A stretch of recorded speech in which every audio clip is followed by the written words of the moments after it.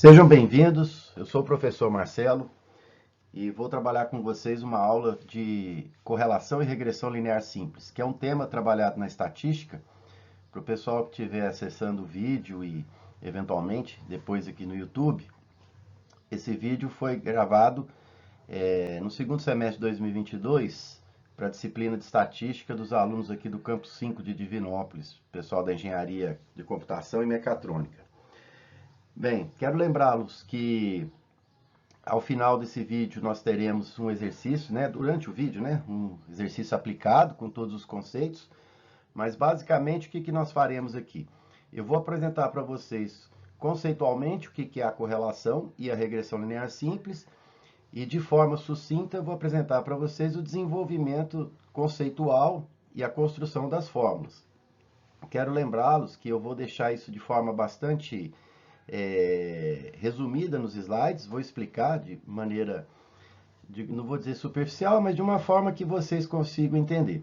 Lembrando que os pré-requisitos necessários, além do conhecimento de somatório, de estatística básica, descritiva, conceitos como média, variância, soma de quadrados, etc., são fundamentais, E aqui também nós vamos exigir que haja o conhecimento de cálculo de várias variáveis, tá? Mas lembrando a vocês que o meu foco aqui não vão ser as demonstrações. Eu vou mostrar a construção conceitual, como que é feito isso, construído de forma matemática, mas lembre-se que o objetivo final é que vocês entendam como que é o uso das fórmulas e a estrutura conceitual para as aplicações. No final, eu vou deixar um card para vocês aqui, com esse mesmo exercício aqui desenvolvido na calculadora Cássio, a calculadora científica, mais utilizada aí pelos alunos. Ok? Então vamos lá. Pessoal, primeiro vamos definir o que é a correlação. A correlação é a medida estatística do grau de associação entre duas variáveis. Ou seja, quando nós calculamos as estatísticas descritivas, por exemplo, média, moda, mediana, variância, desvio padrão, coeficiente de variação, basicamente a gente está fazendo uma análise de uma única variável. Então, por exemplo, numa turma, eu pego, por exemplo, as notas de uma turma, pego essas notas e faço uma estatística descritiva, avaliando média, variância, etc. A ideia da correlação é você, a princípio, você ter duas variáveis e que, por hipótese, supostamente, elas estejam associadas. Você quer verificar e comprovar se essa associação quantitativa é viável e se eu posso, de certa forma, justificar uma associação entre essas duas variáveis. Então, o que acontece? Após uma suposição da existência de associação entre essas variáveis, é muito importante isso, não adianta a gente fazer esses cálculos, mas se na prática a gente não consegue justificar uma possível associação entre as variáveis. A gente faz primeiro o quê? Uma inspeção visual, através do diagrama de dispersão. Aí, caso a gente verifique que há uma possibilidade, uma tendência visual de associação, nós podemos quantificar essa associação pelo coeficiente de correlação linear de Pearson.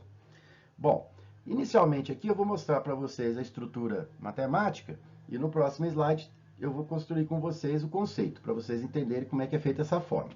Então, a princípio, essa fórmula parece um pouco complicada aí, mas eu vou explicar com detalhes para vocês, tá?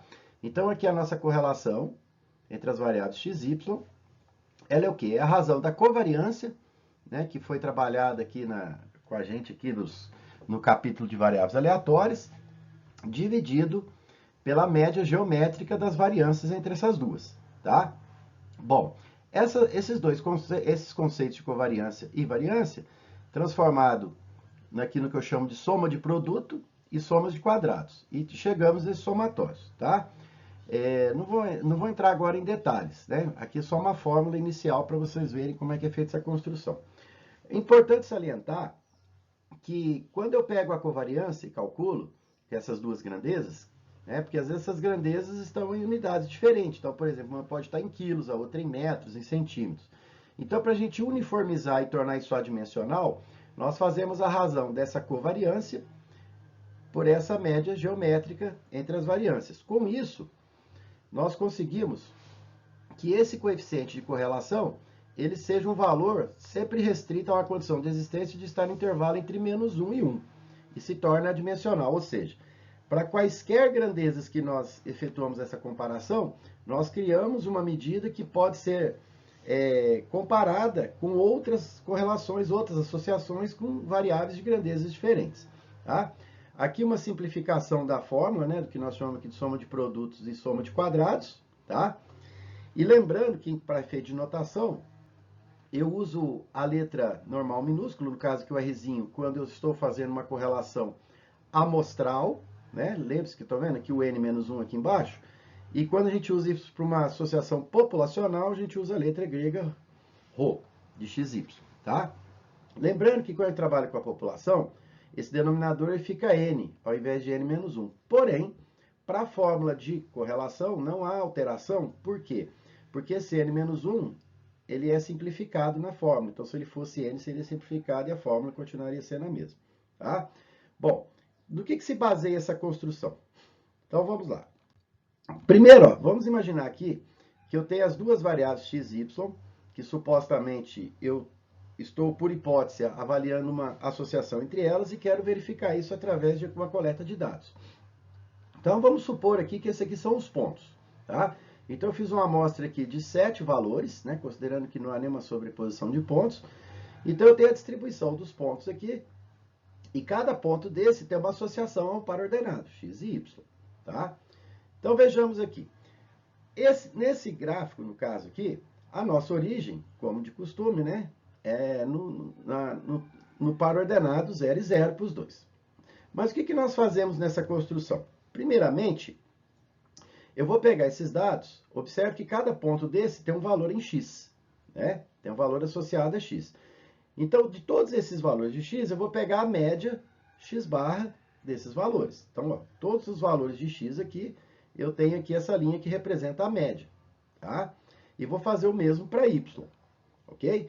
Com isso, nós deslocamos a nossa referência do gráfico da origem 0, 0 para um ponto que é composto da média de x e da média de y. Então, observe, ao transportar essa origem, o que nós verificamos aqui? Eu tenho pontos que se distribuem nos 4 quadrantes. Então, aqui no primeiro quadrante, segundo, terceiro e quarto quadrante. Então, qual que é a ideia inicial? Vamos pegar, por exemplo, esse ponto aqui no primeiro quadrante. Notem que ele é um valor de x acima da média de x. Então, se eu pegar, por exemplo, esse valor de x e subtrair da média, eu vou ter um valor positivo. Se eu fizer a mesma coisa com o y, pegar o y dele e subtrair da média do y, também vou ter um valor positivo.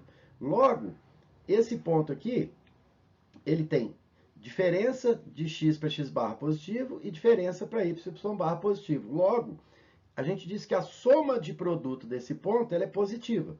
Tá? Vamos pegar, por exemplo, esse ponto aqui. Ó. Esse ponto aqui, ele está abaixo da média de x. Então, a diferença dele para a média de x é negativa, mas para y é positiva. Então, se eu tenho uma diferença positiva vezes uma diferença negativa, o produto fica negativo. Tá? Então, essa é a mesma ideia que é utilizada aqui. Por isso, nós usamos essa forma chamada soma de produto, que nada mais é que pegar cada ponto desse, subtrair a coordenada x, né, a abscissa dele da média de x, e a ordenada y da média de y. Se as duas diferenças são positivas, esse produto é positivo. Se as duas diferenças são negativas, o produto também dá positivo. Isso ocorre aonde? No primeiro e no terceiro quadrante, que aqui as diferenças são positivas, o produto dá positivo, e aqui as diferenças são negativas, e o produto de negativo com negativo dá positivo. Fazendo no segundo e no quarto quadrante, vocês vão ver que um é positivo e o outro é negativo, e o produto acaba ficando negativo. Então, fazendo-se o somatório para todos os pontos, e aplicando as propriedades somatórias, chegamos nessa fórmula aqui. Tá? Aqui a soma de produtos aqui de uma forma mais resumida aqui, ó. Esse produto está positivo, esse produto está positivo. Nos outros quadrantes, no segundo e quarto quadrante, o produto é negativo. Então, notem que ao fazer essa soma, o que eu estou fazendo? Eu estou avaliando essa composição. Se esses pontos estiverem distribuídos de forma aleatória nos 4 quadrantes, a tendência é que esses resultados se anulem, dando uma soma de produto nula. né, ou próxima de zero. Se houver uma concentração maior nos quadrantes ímpares, eu terei uma soma de produto predominantemente positiva, e caso contrário, se for no quadrante segundo e quarto quadrante, uma predominância negativa. Essa que é a ideia.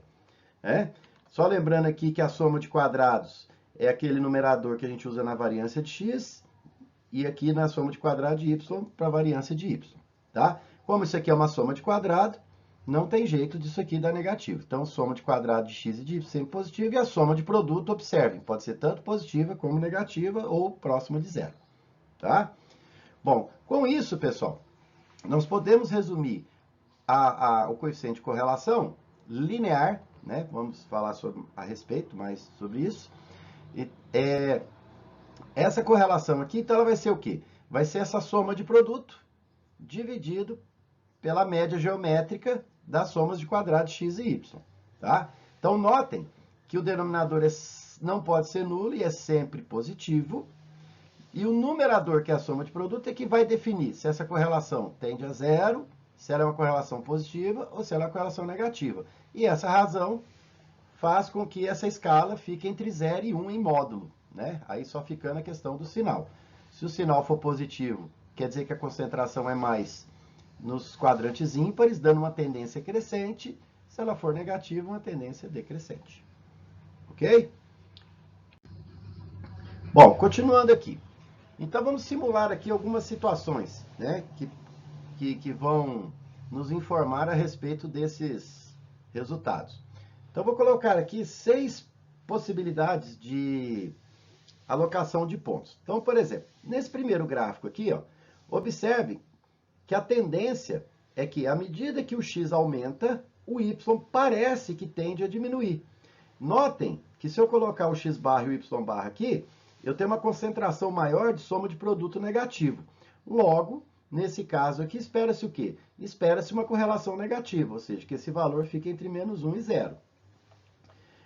Observe essa segunda situação. Também tem uma situação decrescente. Mas notem que essa influência do x no y está mais acentuada. A gente consegue descrever de forma mais clara, mais visível, essa possível influência da variação de x na variação de y.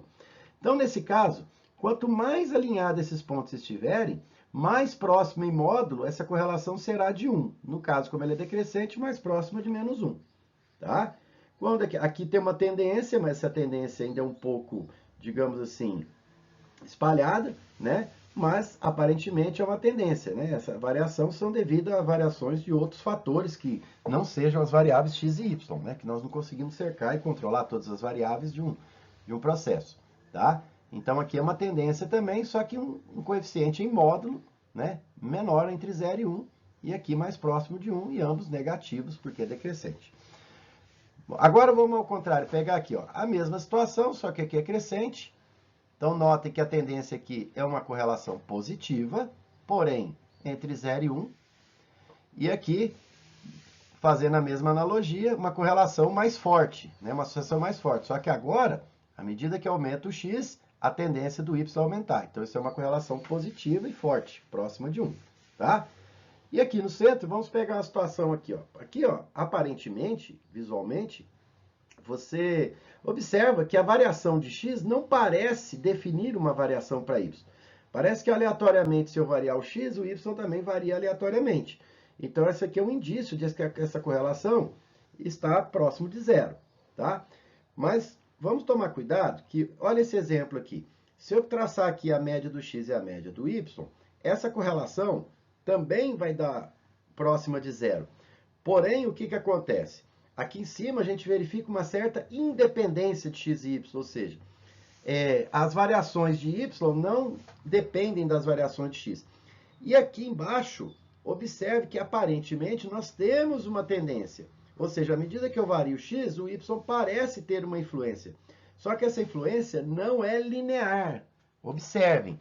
Então, notem que linearmente eu não verifico uma tendência, mas pode haver uma dependência não linear. Então, muito cuidado. O fato de, se elas forem independentes, as variáveis, a correlação tende a ser nula. Porém, uma correlação nula não implica em independência. O que implica uma independência linear, mas pode ter uma dependência com outros tipos de função, por exemplo, a função quadrática, tá? Então, fiquem bem atentos a isso aí. Então, independência implica em correlação nula, mas a correlação nula não necessariamente implica em independência, mas pode haver uma dependência não linear, tá? Então, fica aqui o alerta para vocês aí. Então, tendo visto isso, vamos pegar um exemplo para a gente poder ilustrar essa situação. Olha só, os dados apresentados na tabela a seguir são amostras dos consumos de água e energia elétrica de uma residência no período de 12 meses. Calcule o coeficiente de correlação linear entre as variáveis. Então aqui, pessoal, qual que é a hipótese que a gente tem aqui? Olha, eu tenho uma hipótese de que o consumo de água e energia elétrica numa residência ele esteja correlacionado. Supostamente, né? Eu levantei algumas informações e empiricamente eu estou imaginando que, ora, se uma casa gasta mais água, possivelmente ela deve gastar mais energia, né, pessoal? Lembre-se que é uma suposição, né? Isso aí tem que estar reforçado em hipóteses, em indícios e tudo mais. O que nós estamos fazendo aqui na estatística é uma validação dessa hipótese nossa ou não, tá? Então, qual que é a ideia aqui? Quanto mais água for consumida na residência, é possível, estou supondo, que há mais atividade. Se há mais atividade, deve gastar mais energia. Ou, se eu gasto menos água na residência, tem menos atividade na residência, então devo gastar menos energia. Essa é a suposição. Então, aqui foram levantados dados de 12 meses, o consumo de água em metros cúbicos e energia em quilowatt-hora. Observe que são grandezas diferentes, tá? Bom, como é que nós vamos calcular a correlação? Vamos inicialmente fazer um diagrama de dispersão com esses pares ordenados e dar uma olhada visualmente o que está acontecendo. Então, observe aqui, ó. O que a gente pode notar? Estou fazendo aqui o consumo de energia associado ao consumo de água. Então, por exemplo, em janeiro, 23 metros cúbicos e 234 kW. Então, ó, janeiro aqui, ó, 23 com 234. Por exemplo, junho, 29 com 240. Então, aqui, ó, 29 com 240. Eu vejo que tem dois pontos bem próximos aqui, ó. Que tem um outro 29, tá vendo? Mesmo consumo, a energia variou, tá? Mas, visualmente, né, preliminarmente, o que a gente percebe? Que parece, né, que há uma tendência de aumentar o consumo de energia com o consumo de água. Então, vamos tentar quantificar essa associação na correlação, tá? Então, o que nós vamos fazer agora? Vamos fazer alguns cálculos preliminares, que vocês viram que tem muito somatório envolvido, né? Então, o que seriam esses cálculos preliminares? Eu estou chamando aqui a variável água de x, só para facilitar a notação, e a variável energia de y. Bom, então vou obter aqui, ó. Vou montar essa tabela aqui só para ilustrar para vocês, né? Lembrando que esses cálculos, eles são facilmente executáveis numa planilha, né, no Excel, ou, né, num software, né, qualquer aí de quantitativo, de planilha, mas pode ser feito também na calculadora científica, né, que eu falei para vocês já, vai ter um card no final aí com esse exemplo aqui trabalhado na calculadora, para vocês verem como é que vocês podem fazer isso. Mas aqui para ilustrar e visualizar. Então eu tenho aqui, né, o N, né, que é uma amostra de cada, peguei o X aqui, todos eles, o Y, todos eles. Então, eu fiz aqui o X quadrado, que, ó, por exemplo, 23 ao quadrado, 529, o 234 ao quadrado, 54.756, que é Y quadrado, e o produto. O que é esse produto? Seria o 23 vezes 529, 35 vezes 1225, e assim sucessivamente. E aqui eu tenho os somatórios. Então, o N é 12, que é o tamanho da amostra, somatório de x, somatório de x quadrado e assim sucessivamente. Organizando esses dados, nós temos esses resultados aqui, ó, ok? Bom, esses são os somatórios que são suficientes e necessários para que nós possamos fazer o cálculo da correlação. Então, fazendo por etapas, primeiro vou fazer a soma de produto. O que é a soma de produto? Somatório de xy, que é esse 92.315, menos somatório de x, 374, que multiplica o somatório de y, 29,33, dividido por 12. Esse resultado, 903,17. Faço a mesma coisa para a soma de quadrado de x, pego os dados, substituo, e faço o mesmo para y. De posse desses três valores, o que nós temos na fórmula? A gente tem o quê? Que a correlação vai ser a razão da soma de produto com a média geométrica, né? Que é a raiz quadrada do produto desses dois valores aqui. Obtendo, assim, uma correlação de aproximadamente 0,85. Bom, pessoal, como é que a gente interpreta esse valor? A gente interpreta da seguinte forma. Primeiro, olha o valor absoluto. Esse valor absoluto é numa escala de 0 a 1. Cuidado, gente, não é o sinal que você olha primeiro. Porque às vezes você olha o sinal primeiro, mas é o mais 0,000 alguma coisa, ou menos 0,000 alguma coisa. Então, primeiro, olha a grandeza. Em módulo, ela sempre vai estar numa escala de 0 a 1. Quanto mais próxima de 1, maior o grau de associação linear entre essas duas variáveis. Quanto mais próximo de 0, pior essa associação, né, linear, tá? Agora, como nós temos aqui um 0,85 aproximadamente, numa escala de 0 a 1, é um valor bastante considerável, né? Existem alguns autores que classificam essas correlações em faixas, se ela é fraca, se ela é média, se ela é alta, mas não vamos entrar nesse mérito aqui. Isso depende muito do tipo de pesquisa, do tipo de variável que está trabalhando, né? De um conhecimento prévio do pesquisador, entre outras coisas. Aqui é mais uma ideia geral de como é feita a obtenção desse parâmetro, tá? Então, notem que ela é uma correlação, vamos chamar assim, boa para alta e positiva. Ou seja, qual que é a interpretação que nós temos desse resultado? A interpretação é a seguinte: linearmente, nós temos uma associação relativamente alta entre o consumo de água e o consumo de energia elétrica na residência. Ou seja, quanto maior o gasto ou consumo de água na residência, há uma tendência de aumentar o consumo de energia elétrica. Então, esse é o resultado que nós temos nessa interpretação. Bom, agora ficou bacana. Então, nós sabemos que, aparentemente, nós temos uma relação, nesse contexto, entre essas duas grandezas, né? Uma correlação positiva, linear aí, bastante importante. No entanto, qual é a limitação que nós temos? Se você quer fazer uma espécie de previsão, você quer fazer uma predição, em que sentido? Então nessas condições aqui dessas residências, se daqui a um mês, né? Por exemplo, não estou considerando aqui, tá, pessoal, fatores sazonais, né? Do mês aqui ao longo do ano, tá? Vamos supor que eu quero saber o seguinte, então quer dizer que se eu consumir 37 metros cúbicos de água no próximo mês, ou num determinado mês, qual que é a expectativa de consumo da energia elétrica? Olha que interessante, pessoal.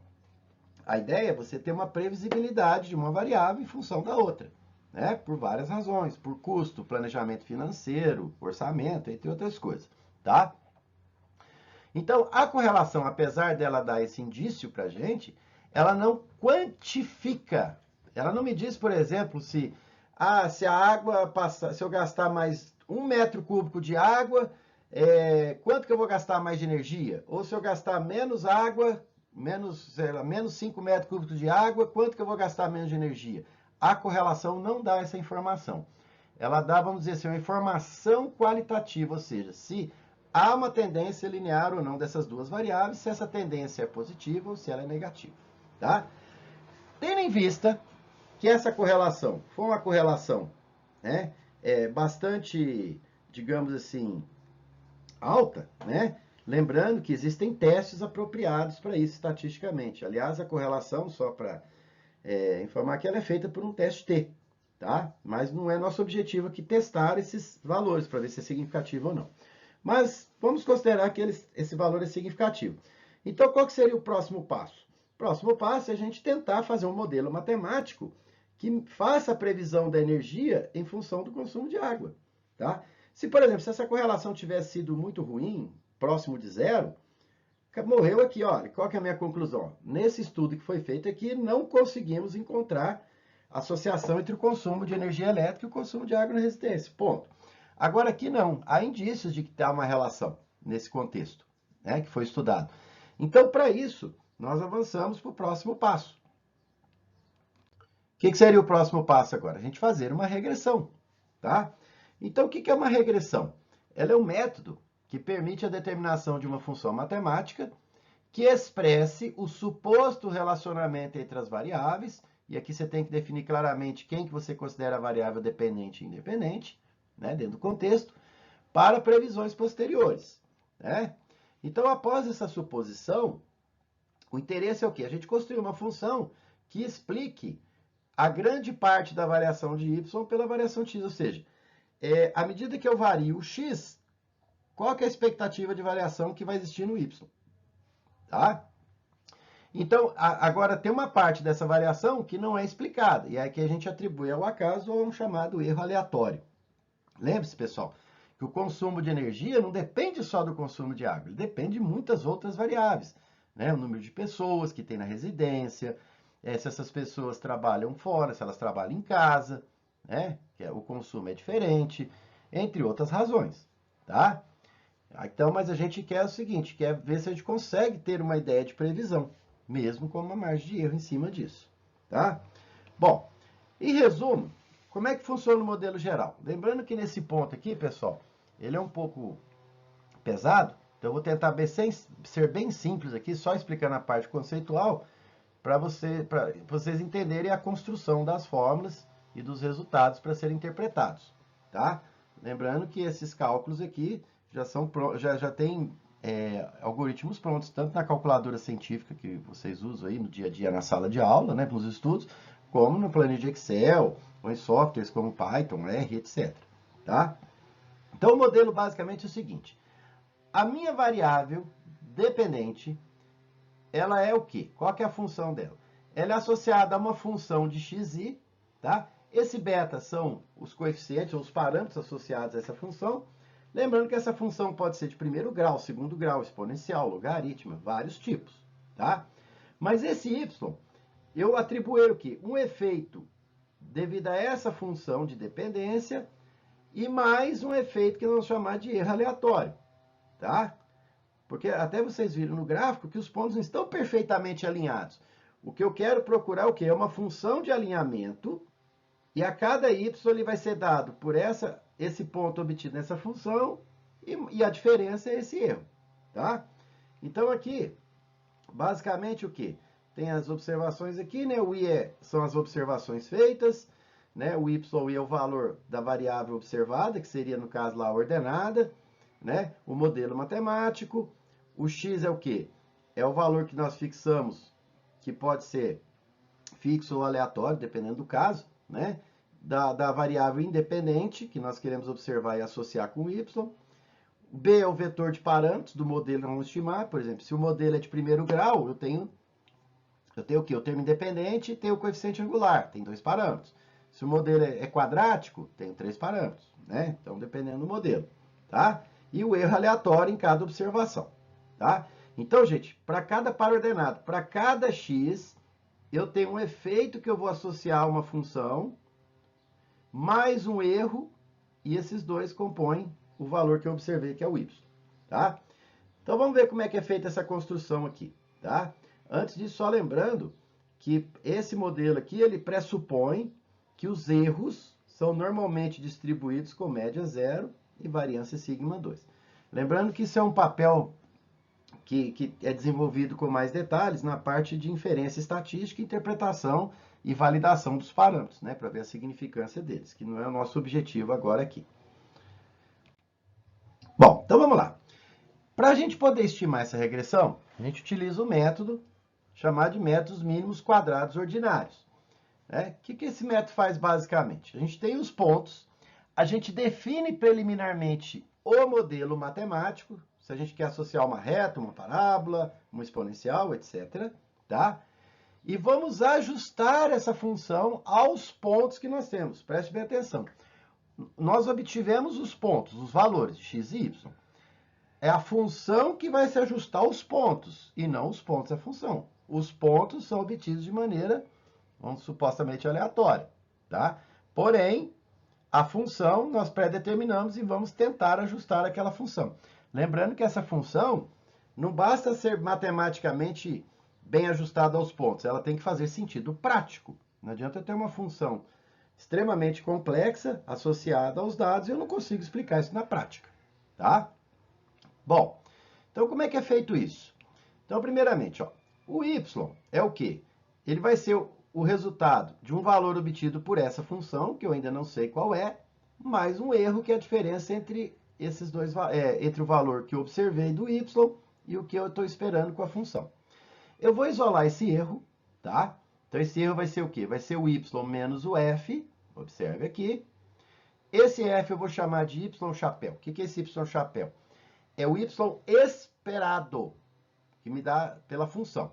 Então, eu tenho o y que eu observei e tem o y que eu estou esperando devido ao ajuste da função. Essa diferença a gente chama de erro aleatório. É uma variação que eu não tenho como explicar o que interferiu nisso, tá? Então, o que nós fazemos? Por que médios mínimos quadrados ordinários?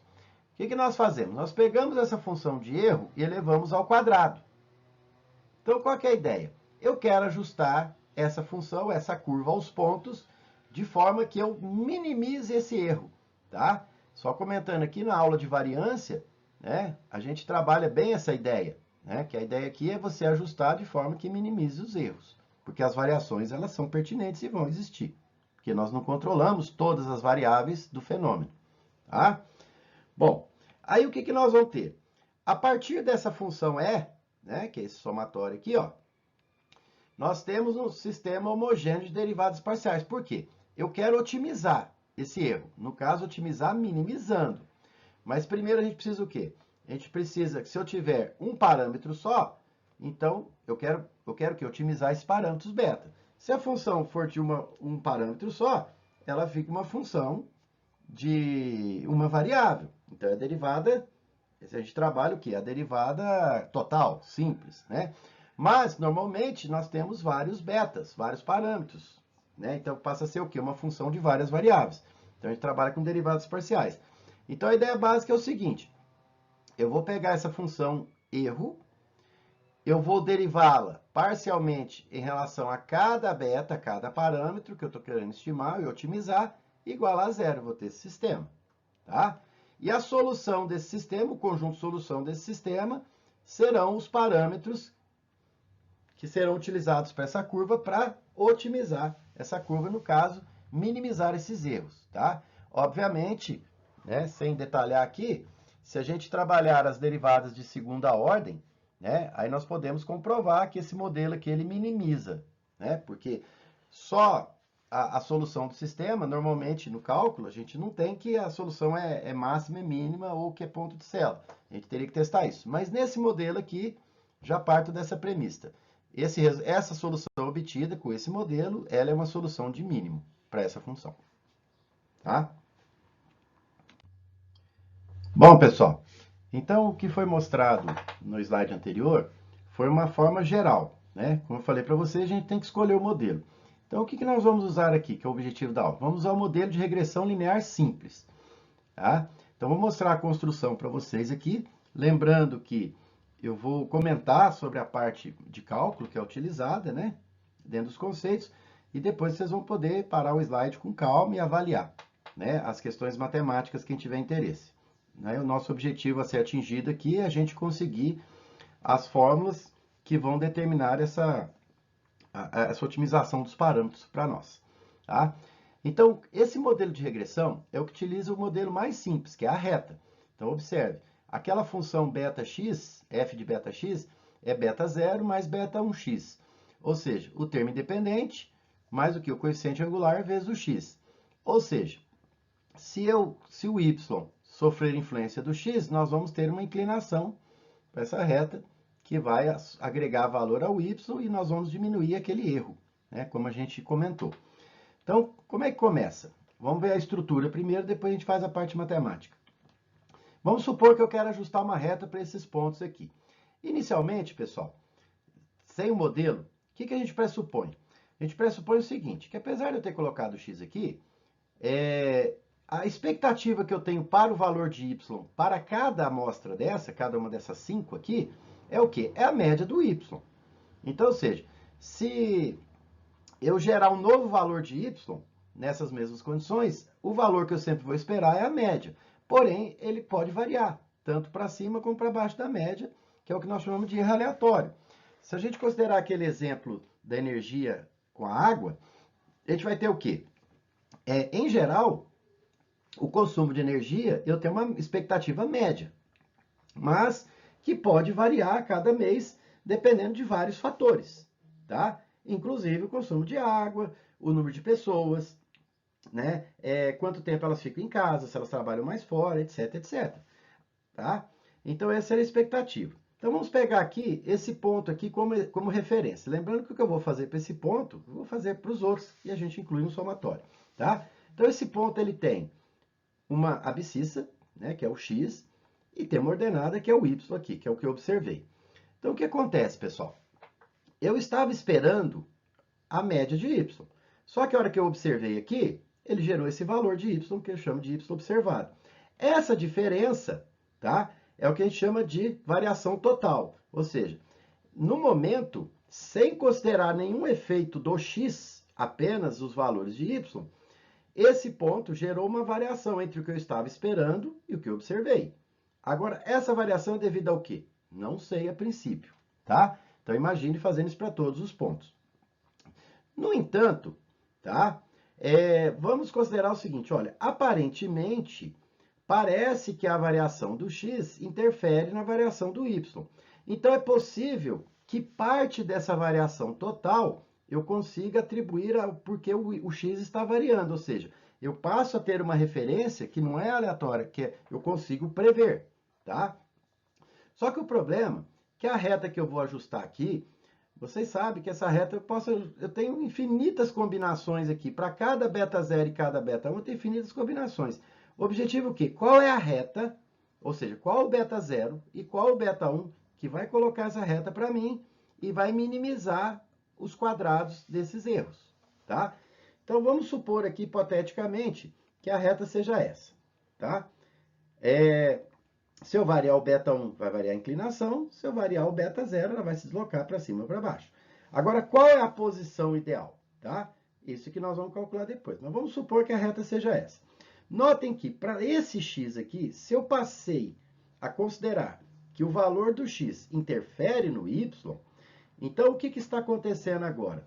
Com base nessa equação da reta, eu terei o quê? Eu terei que a minha expectativa, que antes era y chapéu aqui, que é y barra, né, que é a média do y, ela passou a ser, né, um y chapéu, ou seja, o valor esperado para y é o novo valor, que não é mais a média. Ou seja, notem que agora essa diferença entre o valor que eu estou estimando com essa reta, o valor para o y que eu estou estimando com essa reta para o x, é um valor diferente da média. Essa variação aqui, ela é parte da variação total. Estão vendo? Então, olha que interessante, gente. Eu tinha essa variação toda que eu não conseguia explicar, tá? Agora, parte dela eu estou explicando porque eu estou analisando a variável x, o comportamento dela, tá? E uma outra parte continua sem ser explicada. Então, observe que teve um ganho aqui. Antes, eu não conseguia, para prever o y, eu tinha uma variação que eu não explicava. Agora, parte disso eu já consigo explicar e diminuir o que eu não explico. Ou seja, a capacidade de predição, pessoal. Basicamente é isso. Ou seja, quanto mais você consegue explicar as variações, né, mais, digamos assim, fica fácil, ou fica a chance, você aumenta a sua probabilidade, a sua chance de prever o que vai acontecer com aquela variável no futuro, em vista de outras variáveis. No caso aqui, o y em função de x, tá? Outro aspecto importante, pessoal, que é o seguinte, nós teremos depois, no final do ajuste aqui da fórmula, porque essa reta aqui, ela pode se ajustar para esses pontos e, eventualmente, ela poderia se ajustar para pontos que estivessem mais aderidos a essa reta, né? Então, como é que eu avalio, por exemplo, se o ajuste da reta é um ajuste que explica bastante a variável y com o x ou que explica menos com a variável? Aí nós temos uma medida que a gente chama de coeficiente de ajustamento, que será mostrada mais adiante aí. O que seria essa medida? Qual o percentual das variações de y que são explicadas por x. Então, por exemplo, considere que a variação total aqui em relação à média seja 100%.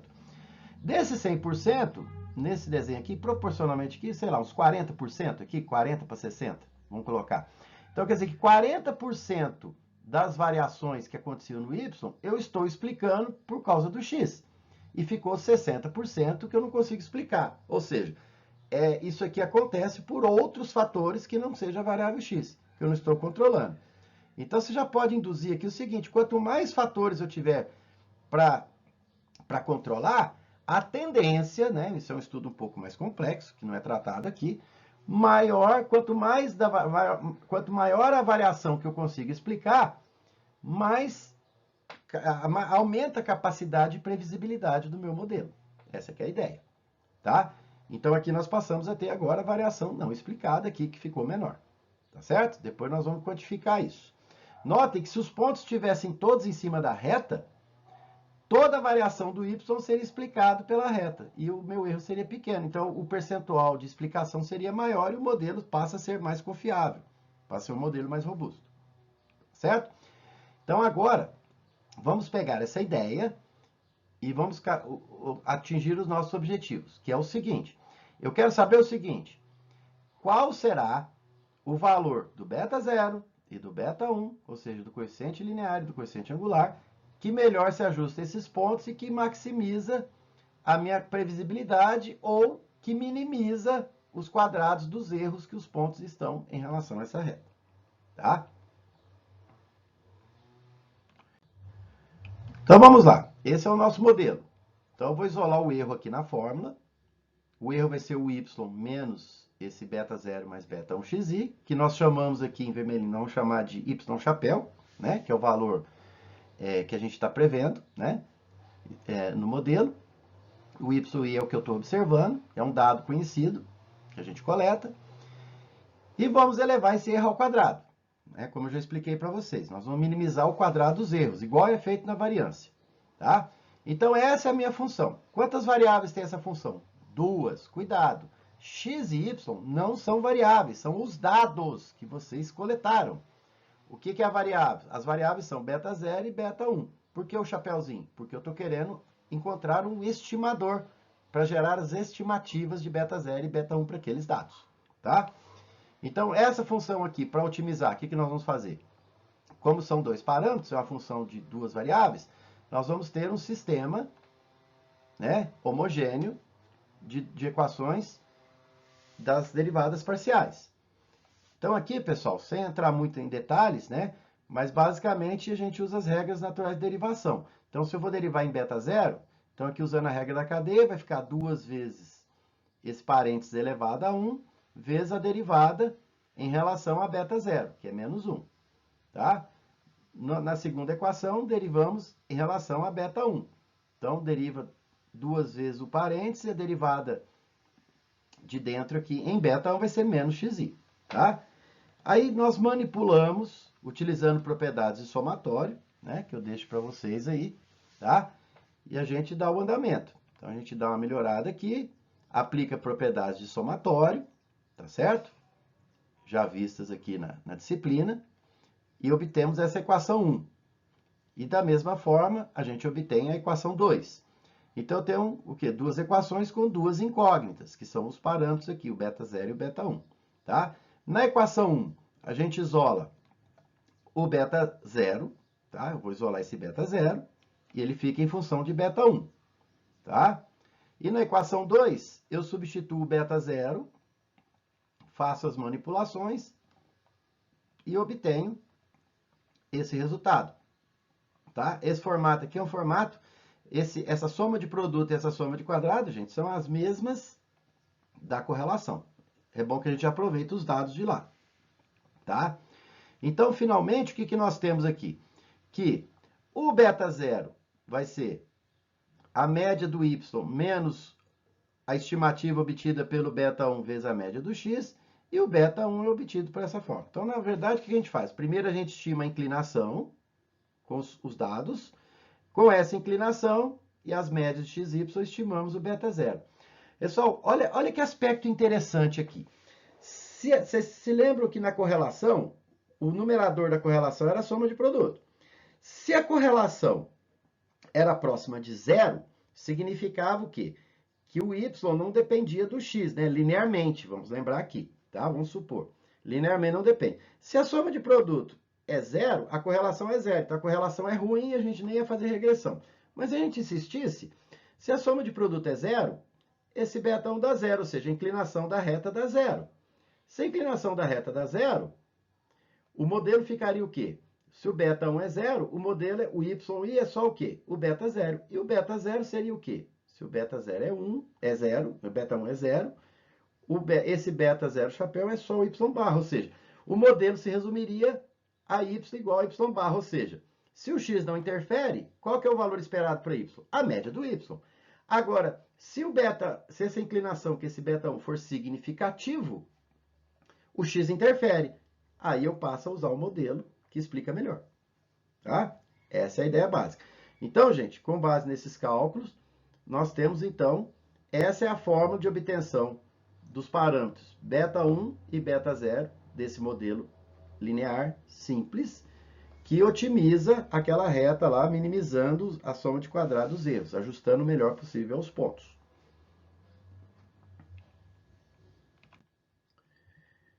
Bom, como eu falei para vocês, o coeficiente de ajustamento é para a gente ver o quanto o modelo consegue explicar as variações da variável dependente y em função das variações da variável independente x, tá? Então, ele vai mensurar isso para a gente. Quanto que do y eu consigo explicar, quanto da variação do y eu explico pelo x, tá? Então, aqui, pessoal, digamos assim, a expressão geral, a gente fala que é a razão entre a soma de quadrado da regressão pela soma de quadrado total. Essa soma de quadrado total, pessoal, ela está associada àquela variação total que eu expliquei para vocês no gráfico, e essa da regressão está associada ao quanto que a regressão explica em relação à média do y. Tá? É aquela ideia dos 40% que eu falei para vocês naquele exemplo lá. Tá? No caso específico da regressão linear simples, esse coeficiente de ajustamento, ele coincide com o quadrado do coeficiente de correlação linear. Se o modelo não for linear, pessoal, infelizmente não coincide com esse cara. Eu tenho que aplicar essa fórmula da definição, tá?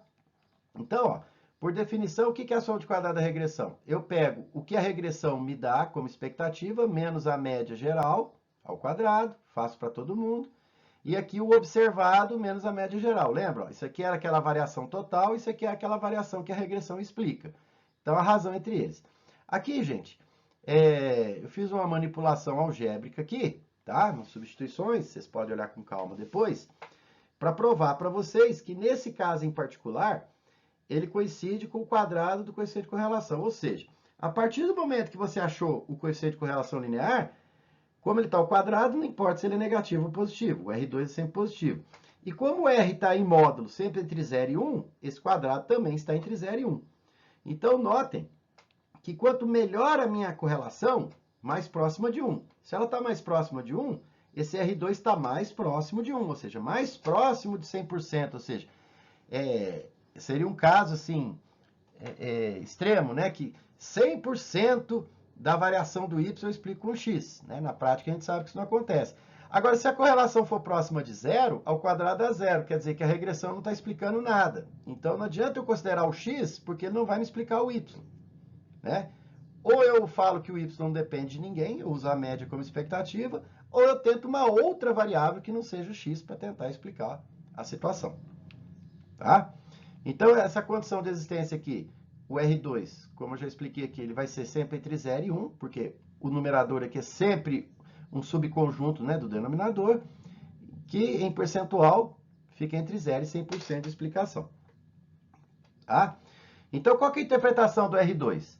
Quer dizer que R2% das variações de Y, variações, são explicadas pelas variações de X. Ou ainda, que essa diferença por 100% das variações de y são explicadas por outras variáveis não controladas. Naquele exemplo ali em particular, do slide anterior, é como se 40% das variações do y eu explico com x, e os outros 60% eu não sei explicar. Eu sei que varia, mas eu não sei como explicar. Tá? Então, feito isso, pessoal, vamos ao nosso exemplo aqui. Então, voltando ao nosso exemplo aqui, da energia e da água, né, dos consumos, tá? Então, vamos vamos ver aqui o seguinte. O que nós vamos calcular aqui agora? Vamos ajustar o modelo de regressão linear que estime o consumo de energia em função do consumo de água. Na correlação, pessoal, não faz diferença quem eu chamo de x e de y. Quando eu vou ajustar a regressão, eu tenho que estar muito claro qual é a variável independente e qual é a dependente. Nesse caso aqui, estou supondo que o consumo de energia elétrica dependa do consumo de água, e não o contrário, tá? Por hipótese, que eu estou fazendo aqui, tá? Então, vamos ajustar o modelo, vamos obter o coeficiente de ajustamento, interpretar, né? Esse modelo ficou bom, ficou ruim, e aqui, uma aplicação. Qual que seria a estimativa do consumo de energia para uma residência desse padrão, quando seu consumo de água é 32 metros cúbicos, tá? Então, vamos lá. Aplicação direta agora, pessoal, dos resultados e das fórmulas. Muito bem, pessoal. Aqui estão os dados do nosso exemplo, dando continuidade lá. Então, o que nós fizemos no cálculo da correlação? A gente fez os somatórios, montou aquela tabela. Então, agora nós vamos fazer aqui, vamos pegar alguns dados preliminares e fazer os cálculos que eu estou chamando de cálculos preliminares. Quem são os dados preliminares que nós obtivemos lá? Somatório de x, somatório de y, somatório de x vezes y, somatório de x e y ao quadrado e o tamanho da amostra, que é 12, tá? Adicionalmente, a gente viu que vai precisar nas fórmulas, também calculamos aqui a média do x e a média do y, que no caso aqui é só, por exemplo, você pegar o somatório de x 374 por 12, você vai ter aproximadamente 3117. E fazendo o mesmo raciocínio para o y, 2.933 por 12, tá? O que eu estou chamando de cálculos preliminares, né? Para o cálculo ficar mais organizado. Eu tenho o quê? A soma de quadrado de x, a soma de quadrado de y, a soma de produto. Esses três nós utilizamos para calcular a correlação, tá? Aproveitando esses dados, o que está faltando agora? Nós vamos calcular a inclinação da reta, o coeficiente angular, né? E o coeficiente de ajustamento. Então, organizando os dados dessa forma, já fica mais fácil de você trabalhar. Então, primeiramente, a inclinação da reta, o beta1. Então, a gente vai usar aqui, já está pronto, ó. Soma de produto, 903 e 17. Soma de quadrado de x, 291,67. Lembrando que definiu x como a água, consumo de água. Então, nós temos o quê? A inclinação da reta é 3,1 kWh por metro cúbico. Ou seja, observem aqui, com atenção, tá? Como isso aqui é a inclinação da reta, qual que é a interpretação desse coeficiente? Quer dizer que espera-se que a cada 1 metro cúbico de água que eu aumentar o consumo, espera-se que o consumo de energia elétrica aumente em 3,1 kWh. Lembrando que é dentro do nosso intervalo de estudo, que foi aqui o consumo de água de 23 até 39, até 40 aqui, ó. Tá? Dentro dessa faixa, que é o nosso domínio da função, o famoso domínio da função no cálculo, né? Para calcular o termo independente, né, para ajustar, é o beta zero. Então, a gente vai pegar aqui, ó, a formulinha pronta lá, o y barra, o beta 1 que está aqui, o x barra, substituir e calcular, 148. A interpretação desse beta zero, pessoal, vamos dizer assim, o beta 1 sempre tem uma interpretação prática. O beta 0 vai depender muito do contexto. Por exemplo, nesse contexto aqui, qual que seria a interpretação do beta 0? Seria o seguinte, se eu não consumir nada de água, veja só, zero de água, quer dizer, se eu consumir zero de água, beta 1 vai ficar 3,1 vezes zero. Se eu não consumir nada de água, espera-se que a conta de energia seja 148 kWh de consumo, tá? Agora, faz sentido ou não? Você tem que avaliar o contexto, né? Por exemplo, no exercício que vocês terão ao final da aula aí para concluir o semestre, que eu vou deixar para vocês, eu vou deixar um exemplo para vocês montarem esse modelo na construção civil. Então, você vai ajustar o modelo para ver o preço de um projeto em função da metragem, quantos metros quadrados tem a obra, né? O beta 1, vocês vão perceber lá o seguinte, que é o custo da obra esperado por metro quadrado. O beta 0 é o seguinte, se você não construir nenhum metro quadrado, você vai gastar o beta 0. O que seria gastar o beta 0 na prática? Ora, antes de começar uma obra, você tem custos com projeto, com licenças e tudo mais. Eu posso dizer, então, que esse beta 0 representa esses custos fixos antes de começar a obra. E o beta 1 vai me explicar o custo variável, ou seja, cada metro quadrado, quanto que eu vou gastar mais de mão de obra, material e tudo mais. Seria essa a ideia. Agora, obtido isso, nós vamos calcular também aqui o coeficiente de ajustamento, que é o R2. Como a gente já tem aqui o coeficiente de correlação, o 0,8476 ao quadrado, vai dar aproximadamente 0,718, que dá 71,8%. Ou seja, qual que é a interpretação desse resultado? Tá? No nosso contexto aqui. Então, eu tenho o quê? Qual que vai ser o modelo que a gente vai descrever? A expectativa do consumo de energia é igual a 148 mais 3,1 vezes o consumo de água em metros cúbicos. Tá? E esse modelo, nessas condições, me diz o quê? Que aproximadamente 72% das variações do consumo de energia são explicadas pelas variações do consumo de água. E como o sinal do beta 1 é positivo, quer dizer que quanto mais consumo de água, mais consumo de energia. Tá? Então, resumindo esses resultados e respondendo às nossas questões, né, vamos fazer esse resumo agora no próximo slide. Bom, vamos agora então fazer o resumo aqui, pessoal. Aqui são os dados e vamos aos resultados. No nosso item A é o modelo. Observe aqui, pessoal, que a gente não coloca y e x, a gente contextualiza. O y e x é só para a gente poder fazer os cálculos, né? Simplificar a notação, né? Mas a gente tem que dar nome aos bois, né? Como se diz. Então aqui o modelo está dizendo o seguinte, que dentro desse contexto, né, dessas condições, desse tipo de residência, note que se eu for avaliar isso para outro padrão de residência, para outro padrão de família, eu tenho que ajustar o modelo apropriado àquela situação. Então, se eu pegar uma residência nessas mesmas condições, espera-se o quê? Que o consumo de energia previsto seja o quê? 148 mais 3,1 vezes o consumo de água que ocorrer, tá? Então, o beta 1, como eu já tinha falado para vocês, ele sempre tem uma interpretação prática, né? E, nesse caso aqui, ele estima o quê? Que a cada aumento de 1 metro cúbico no consumo de água, também aumentará diretamente, porque ele é positivo, em 3,1 kWh o consumo de energia. Ponto. O beta 0 aqui tem uma interpretação prática, né? Aí, como eu já falei para vocês, vai depender do contexto. Deixa eu usar um outro exemplo aqui. Vamos supor que o Y, pessoal, fosse a massa corporal, né, o vulgo popular peso, né, de uma pessoa, e o X fosse a altura, a estatura. Eu quero saber o seguinte, se a variação da altura interfere no peso da pessoa.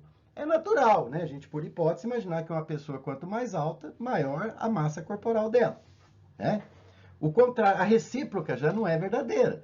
Eu não posso afirmar que uma pessoa, quanto mais massa corporal ela tiver, mais peso, né, no popular, que ela vai ser mais alta. Não necessariamente, observa. Por isso que é importante você definir bem qual é a variável dependente e qual é a independente, tá?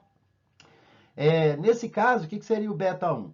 Né? Vamos supor que aqui no lugar da energia fosse a massa corporal, em quilos, e no lugar da água fosse a altura em centímetros. Isso aqui representaria o quê? Cada centímetro que a pessoa fica mais alta, quanto que espera-se que ela tenha mais massa na hora que ela subir na balança, tá? Agora, no caso do beta 0, observe que nesse exemplo aí da massa corporal, não faz muito sentido, né, gente? Uma pessoa com altura 0 ter alguns gramas ou alguns quilos, né, de expectativa, já não faz sentido, tá? Já é o contrário daquele exemplo da construção civil que eu passei para vocês, tá certo? O item B, o coeficiente de ajustamento, como eu já interpretei com vocês, né? Nesse exemplo aqui, 72% aproximadamente das variações no consumo de energia são explicadas pela variação do consumo de água.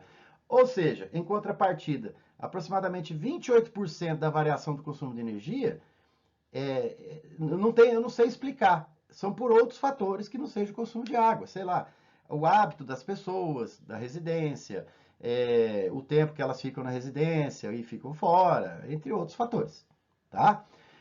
Lembrando que, só para contextualizar, vamos supor que eu fizesse aquele exemplo da massa corporal em função da altura e desse 80%.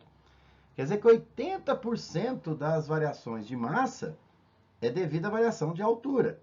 Cuidado, vou dar um exemplo aqui. Vamos supor que uma pessoa de 1,60 m tem 60 quilos e uma pessoa de 1,80 m tem 80 quilos. Tá? Se o R2 der 80%, não quer dizer que 80% da massa corporal é por causa da altura. Não é isso, cuidado. A diferença de 60 quilos para 80 são 20 quilos. Né? Então quer dizer o seguinte, que desses 20 quilos, né, os 80% lá, por exemplo, dá 16 quilos. Quer dizer que dos 20 quilos que a pessoa aumentou a massa corporal dela, 16 quilos desses 20 eu explico porque ela ficou mais alta e 4 quilos por outros fatores, sei lá, hábito alimentar, genética, etc. Então, cuidado, é a variação, tá? E por fim aqui, o exemplozinho aplicado. Se essa residência consumir 32 metros cúbicos de água, qual que é a expectativa do consumo de energia? Você vem aqui, substitui o 32 e vai obter 247, tá? Então, graficamente, só para a gente fechar e ilustrar essa situação, o que nós temos aqui? Olha só, no gráfico. Esse pontilhado é a reta ajustada. Observe que esse modelo ele é preditivo, desde que o consumo de água nessa residência é de 23 a 40, tá? E agora eu ignoro os dados, porque os dados eu juntei tudo e fiz a estimativa geral, tá? Então, se você olhar bem, ó, no 32 aqui, ó, eu tenho 247 na linha. Observe que o que foi observado para 32, que coincidiu de ter uma observação para o 32, aqui ó, foi 249, foi um pouquinho diferente, né? Mas, por exemplo, 33 eu não tinha nenhuma observação, mas eu já consigo fazer uma previsão, tá? Essa que é a ideia, tá certo?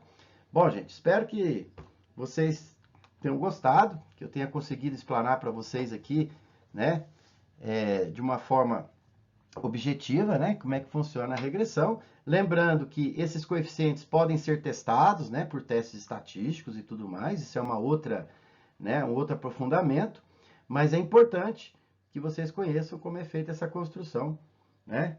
E qualquer dúvida na relação dos cálculos, da montagem lá, né? Que eu passei bastante assim, de forma objetiva. Pare o vídeo, né? Dá uma olhada como é que foi feito, né? Se você quiser fazer o exercício de cálculo, né? Mas o objetivo maior foi atingido, que era vocês entenderem como são construídas as fórmulas e possam interpretar os resultados, que é o mais importante aí, tá? Então, um grande abraço para vocês, bons estudos e até lá. Não se esqueça que eu vou deixar no card aqui como que faz esse cálculo aqui na calculadora Cássio, tá? Para vocês. Eu usei esses mesmos dados aqui, né? O mesmo modelo, provavelmente esse exemplo aqui, talvez usei um exemplo um pouco diferente lá, mas a ideia é a mesma, como ferramenta, né? Mais prática, assim, de você usar manualmente, né? Mas isso pode ser feito no Excel, né? Tem ferramentas para isso e outras ferramentas computacionais, tá? Agradeço a todos aí pela atenção, um grande abraço.